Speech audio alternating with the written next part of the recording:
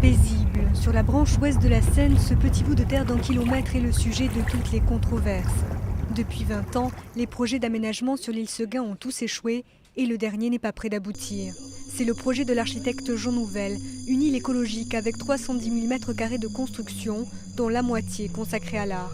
Un grand jardin central, pas de logement mais 5 tours de bureaux de près de 120 mètres de hauteur, et c'est là l'objet des contestations. L'essentiel de l'opération, quand vous regardez le nombre de mètres carrés, c'est l'immobilier de bureaux. Et les 5 tours, c'est des bureaux. Un hôtel et le reste des bureaux. C'est absolument pas ce qu'on veut.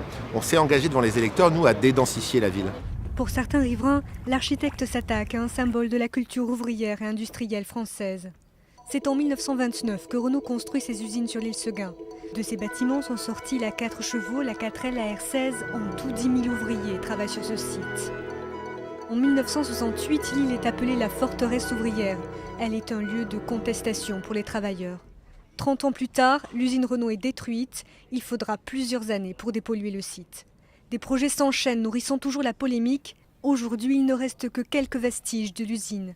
Jean Nouvel compte refondre le paysage. Évidemment, il y a un hôtel qui constituera le bâtiment le plus haut, qui évoque en fait la cheminée d'un bateau pétrifié.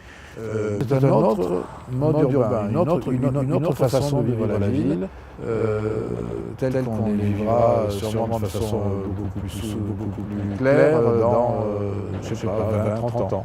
La semaine dernière, un conseil municipal houleux à Boulogne a validé le projet, malgré l'opposition des associations de riverains. Ceci prévoit des recours d'ici 2013, date de début de chantier, si chantier il y a.